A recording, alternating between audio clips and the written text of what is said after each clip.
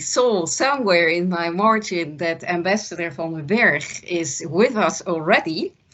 I would like to welcome him. Let's see where he is. Yes. I'm here in Very Delhi, good. far away. I saw you already hidden somewhere. Correct, yes. Thank you very much, Your Excellency, for being here and taking the time to address us. You absolutely need no introduction. You are in Delhi at the wonderful residence now, I assume, that we all know. And we are extremely pleased and honored to have you here, and that you would address our members here about the current situation. We already, of course, read some articles in which you commented, but we'd like to hear it from you directly, what the situation is, what you recommend for our businesses here, the Dutch companies that would like to do business in India and often feel that with the fact that they don't have boots on the ground right now, they feel detached and have a problem in actually engaging in new projects, mainly because current projects are still ongoing, but especially new projects are quite challenging. The travel restrictions make it very difficult. So I leave the word to you, Mr. Ambassador. The floor is yours. Well, thank you so much, and thank you very much for inviting me. Always happy to share observations from India, of course, with you. As you said, I'm now almost in isolation in this beautiful house. It's not a bad place to be in isolation. Maybe one of the nicest isolation places in the world. So that's wonderful. So personally, I'm doing very well. But yeah, to be honest, with India, it's not going very well. And I'm sure you've seen all the latest figures on the situation on COVID-19. If you see it on a scale of India, actually, it's not that bad, especially if you compare it with other countries in the bad periods. But it's a very diversified picture in India. And if you look to Maharashtra or Tamil Nadu or also Delhi, that's a very, very different picture. And also because it's not only about the cases, the COVID cases, but also very much about the infrastructure in health, which is very critical. And of course, with the lockdown, what the Modi government actually was doing was in a way pushing down the so-called infection curve, buying time, and also trying to prevent getting that many people got sick at the same time.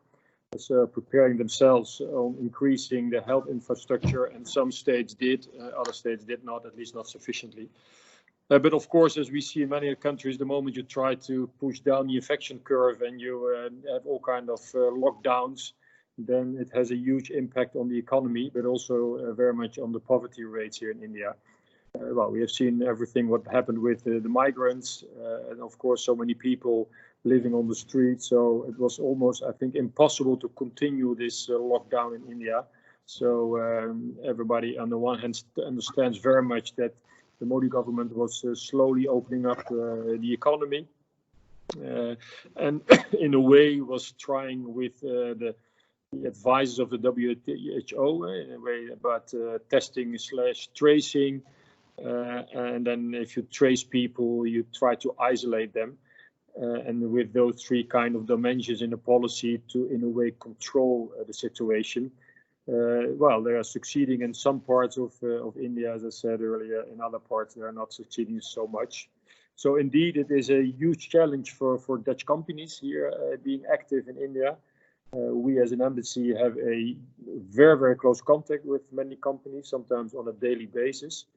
In the first month of the lockdown situation, companies, of course, were very much not even with the lockdowns. They had problems because even in India, I mean, before the lockdowns in India, they were already having problems with the lockdowns in China because of the supply chains. So there was a big problem. So because of the supply chain connectivity with a country like China, Dutch companies already had to bring down their activities because there were no intermediate goods. So there was a very visible dependence in global value chain, supply chains.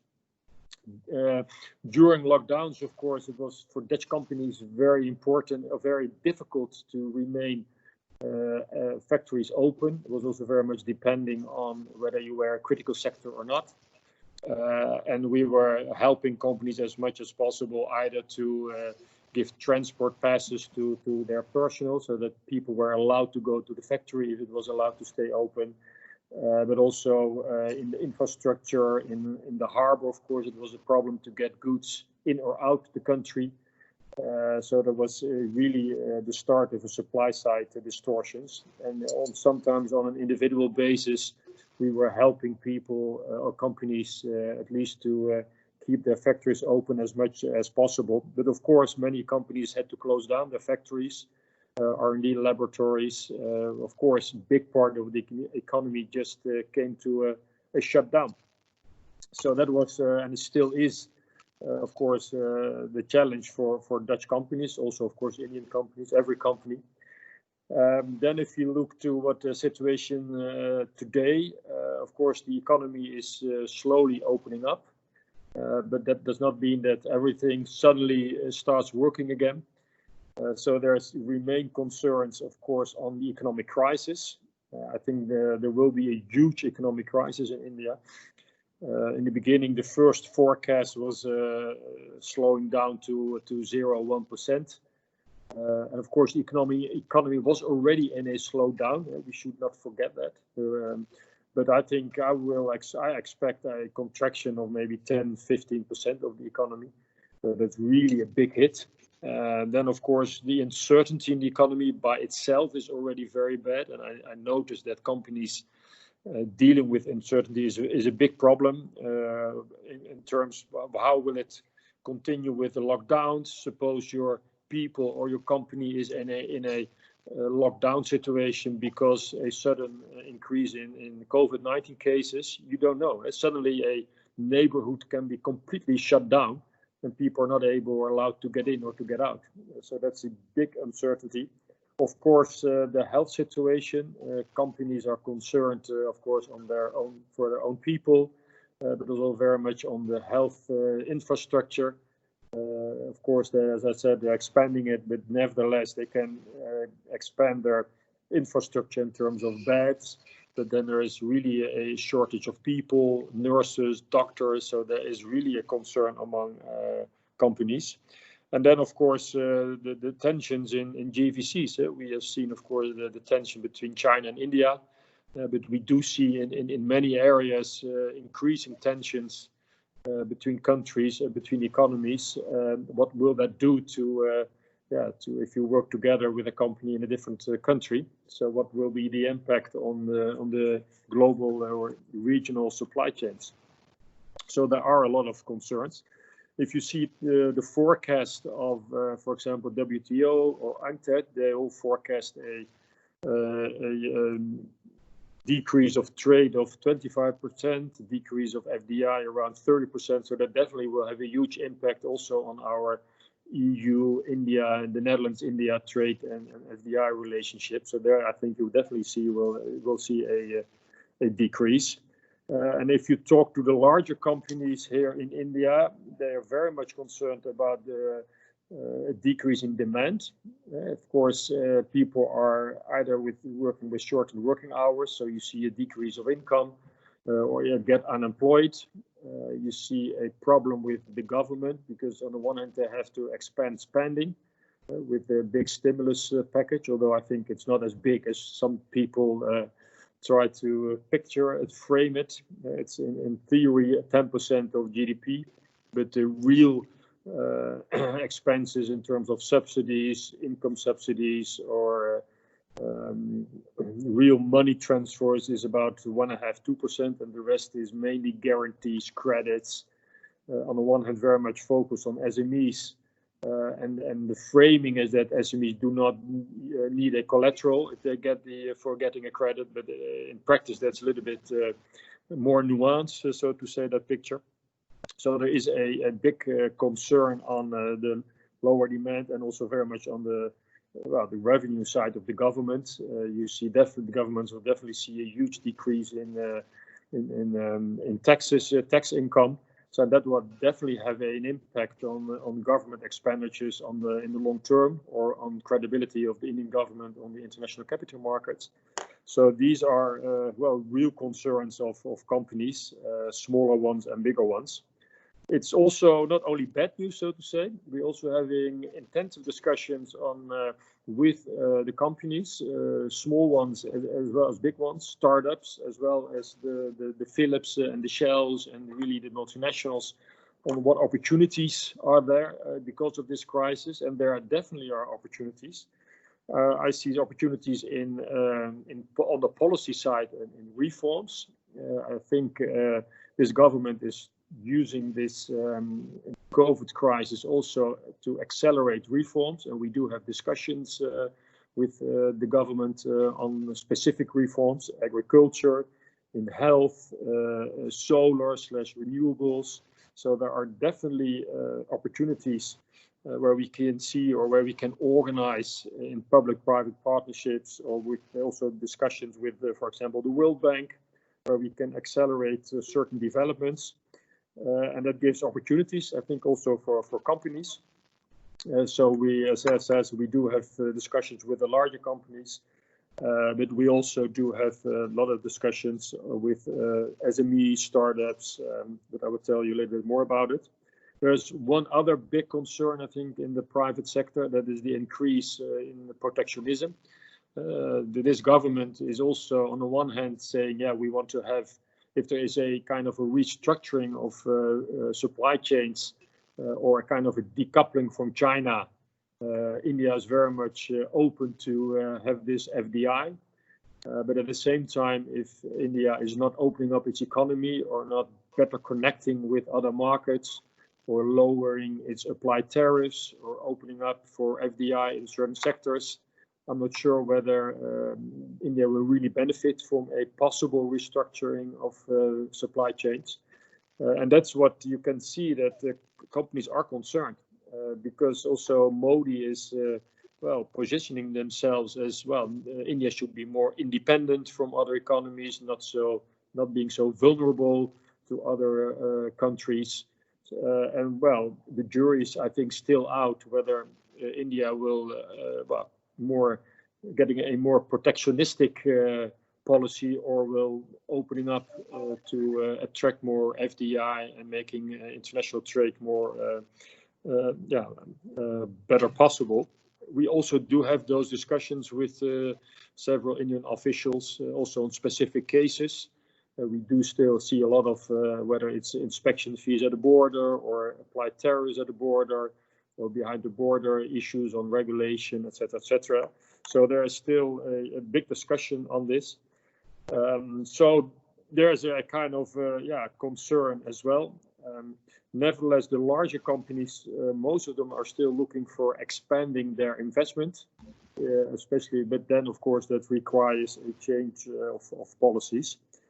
As a network, that's, I think, also for me at least, inspiring that so many activities are taking place. Although there are a lot of travel restrictions, so people cannot come to visit India. There are also, of course, problems in really meeting people. But on the other hand, so many, whether it's webinars or LinkedIn groups or joint research calls, or preparing digital trade missions. There's so much going on in the virtual environment, and that is, I think, really inspiring. There are a lot of companies connecting to our network. Of course, for some companies, and especially the smaller companies, maybe it's even easier to join a virtual trade mission. It's cheaper. So in that respect, it maybe lowers trade barriers, or at least the barrier to explore new markets. It's also easier with a virtual trade mission to connect not only to one or two places in India, but to have connect to many cities in India. So in that respect, I think the virtual world really offers opportunities. Have you heard already, sorry to interrupt you, because there is the first ever virtual trade mission going on in San Francisco from the Netherlands right now. Have you heard back on how people liked it? And of course, we can't hear of any results now because that's always post mission. Have you heard back from your colleagues in the States how this worked?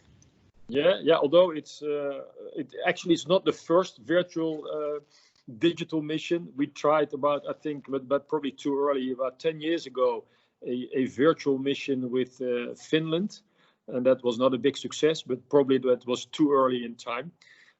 So no, I've seen this mission to San Francisco and to my colleague Gerbert Kunst there. I think on the one hand it was a big success, a lot of participants, very good discussions. So that was, I think, very successful. But of course, there also the jury is still out. Because of course, and that's also a more general question we have from the government side, but also of course companies. But that's also with a real trade mission. Ultimately, the trade mission is a start of negotiations or relations or joint research, etc., etc. And I think it's too early in time to tell whether that digital trade mission is successful or not. But nevertheless, so far I got very good and very positive reactions from participants as well. But that's also what I get back from all kind of webinars and virtual discussions we organize with the private sector. We have very much focused sessions in agriculture, in health, in logistics, and these focused virtual meetings are quite successful. Of course, there also the jury is still out. How much real impact will it have, and how much new business will it create? It's still early to tell. And of course, we also see the economic crisis. So it's also, again, against that background, difficult to tell how successful these missions will be. But there's a lot of enthusiasm, a lot of participation, good talks, good discussions on content. And I think we are all learning. It's really learning by experimenting, which is a very nice way to do, I think. So it's really, we should do a lot of these activities to learn from each other and during our process to improve those activities. But actually a lot of it is happening.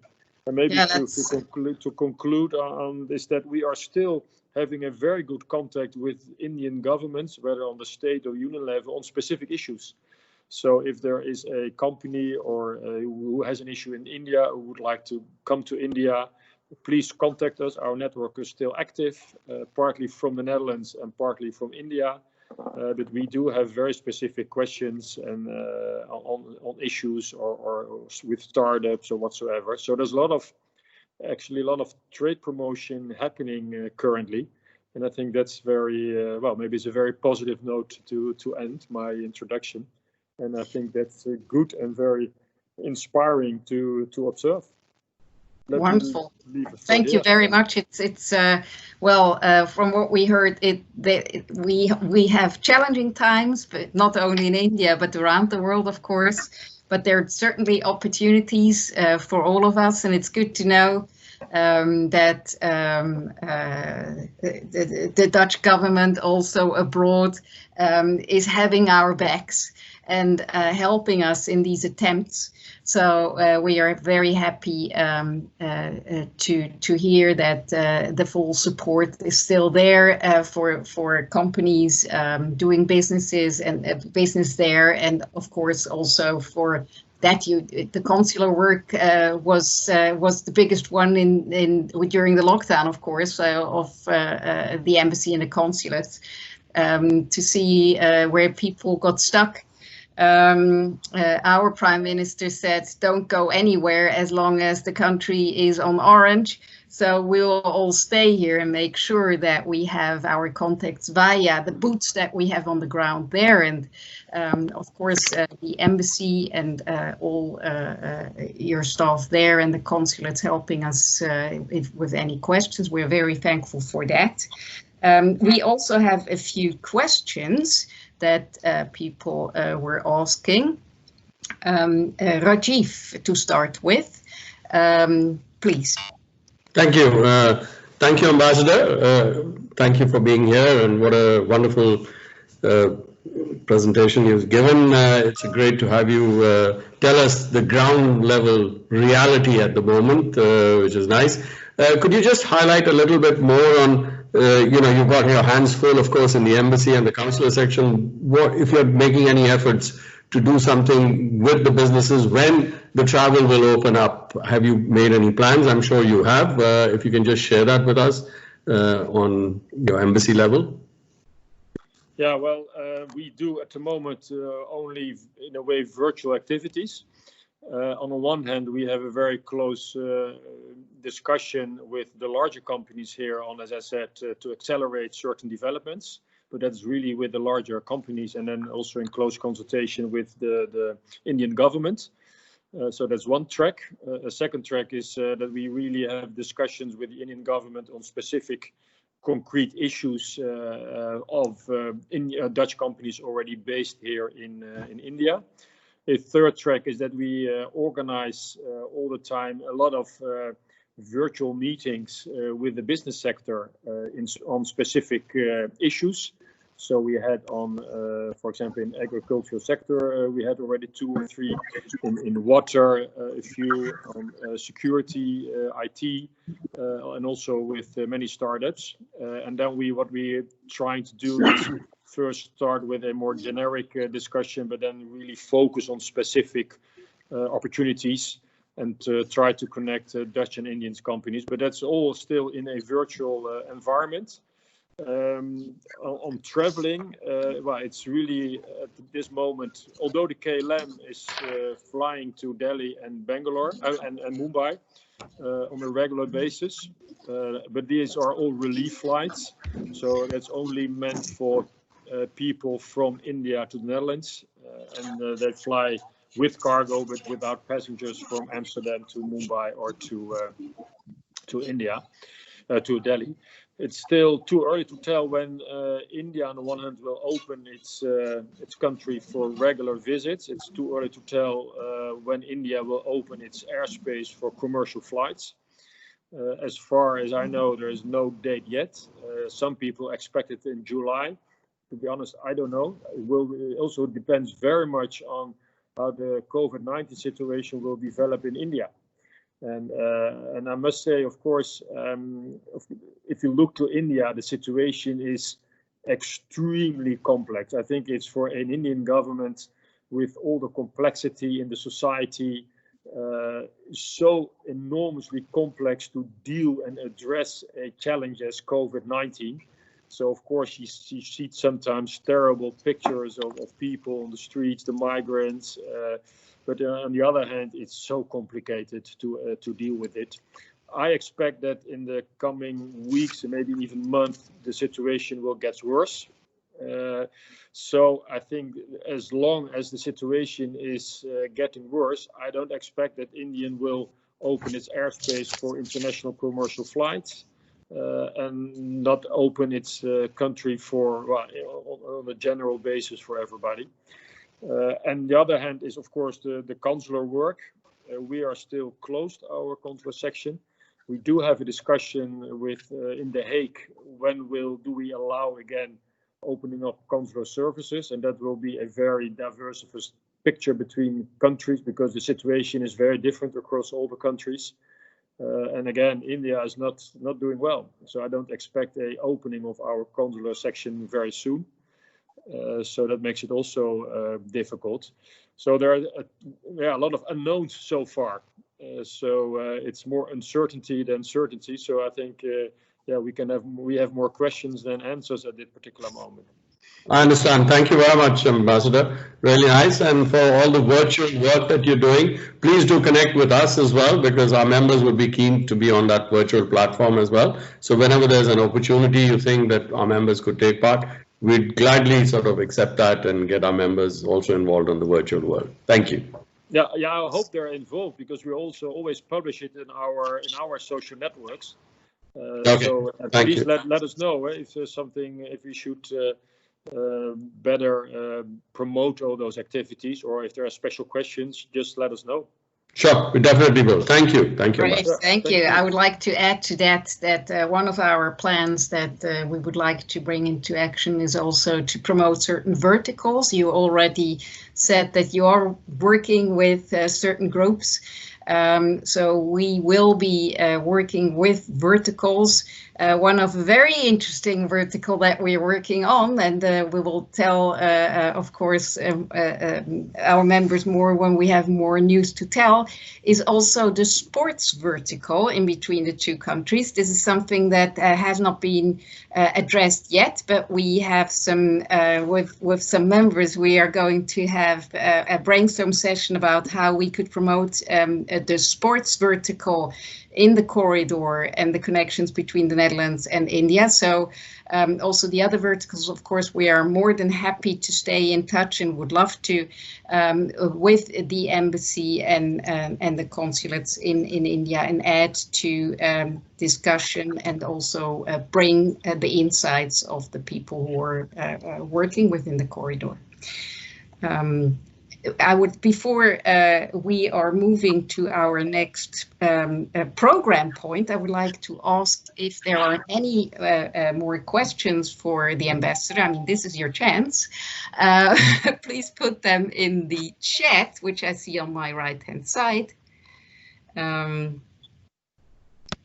me see. It's always interesting to read chats. I have a question. Yes. Albert has a question, please. Albert Waller. Yeah, thank you. Hi, Martin. Hi, Albert. Good to see you. Good to see you too. Good to see you too. Thanks for your excellent, comprehensive summary on the developments. We were talking about verticals. I'm very curious on the relation between the EU and Netherlands and India on pharmaceuticals. We all know that India is a huge supplier of pharmaceuticals, but they're also instrumental in the possible production of a vaccine program for COVID-19. How do you see the position of India in that sector and the possibilities it will create? And do you see a sustainable position in the supply from India for medicines and pharmaceuticals? Yeah, I think it's a very relevant question. I think everywhere in the world we see discussions in healthcare and also on vaccines and medicines and supply of medicines. Maybe a few dimensions in the discussion. Within the EU, and the Netherlands is a very active player. In the EU are discussions held on, well, in a way, security of supply of medicines. And as you have seen, the Netherlands and also European countries are very depending on either India or China on medicines, antibiotics, etc., and the production of vaccines. And there is a big concern within many countries in the European Union. So there's a discussion going on. How are we going to address this? Are we going to, in a way, restructure our supply chains and going to, well, again, build manufacturing capacity within the European Union? I think that's open for debate. And of course, if you're going to do that, you have to pay a price for that. And who's going to pay the price? The consumer or whatever. So there are also, I think, discussions going on. I think the discussion between EU and India can be very interesting. Is there a possibility, suppose that you continue manufacturing in India, is there a possibility to organize or arrange a kind of a security of supply during a crisis? It's, I think, maybe difficult, important discussion, because we have seen so far within the EU, but also in India, export restrictions on certain medicines, on certain equipment. So, of course, how do you prevent that happening during a next crisis if you continue to be dependent on other countries? So that's also a discussion taking place, also very much between the EU and India. And of course, there is a discussion taking place on also between certain countries within the EU, including the Netherlands and India, if we want to increase manufacturing of medicines or even of a vaccine in the near future, and this especially for COVID-19. There are some relatively promising, as you have heard about, probably promising developments going on. The Netherlands is very much a partner there. Also, our institutes in the Netherlands very much a partner there. And also, there are, of course, close connections between the private sector in India and the Netherlands on manufacturing of medicine. So there's also a discussion going on. So it's too early to tell exactly what the outcome will be. Personally, I hope that we do not, take a more protectionistic standpoint, that we want to nationalize or Europeanize everything, because that definitely we have to pay a price for that, and that we find ways in international cooperation to, in a way, secure supply, even in a time of crisis. But again, it's a big discussion taking place, and within Europe, you can see that it's with Germany, it's the UK, but not part of the EU anymore, of course. France, Italy. So there are some leading countries, and the Netherlands is one of them, in how to address those challenges. Because also within the EU, some countries don't want to be dependent on an EU partner. So even there, you see a kind of a rise of nationalism. So that is a big concern. So it's a very, very relevant topic, a very good question. But again, it's too early to tell a discussion where this will end. And again, I think for India, it's a great opportunity to increase their manufacturing capacity, but then also have to show to the rest of the world that they are a reliable partner even during a crisis. Yeah. Okay, thank you very much. It's going to be extremely interesting, of course, with all pharmaceuticals and medical supply. And also the position that India will have in supply chains. We're looking forward to that, and we hope to being able to play a part in that, of course. And I would like to take the opportunity to thank you, Ambassador, very much for being here and having so much time for us and sharing all your thoughts with us. We really appreciate it very much. And we would like to invite you to have another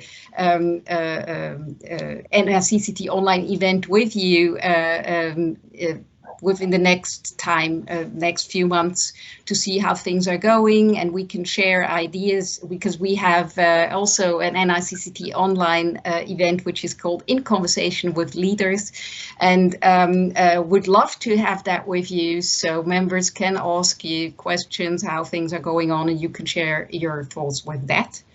And therefore, thank you very much for being here. Looking forward to preparing our next event together.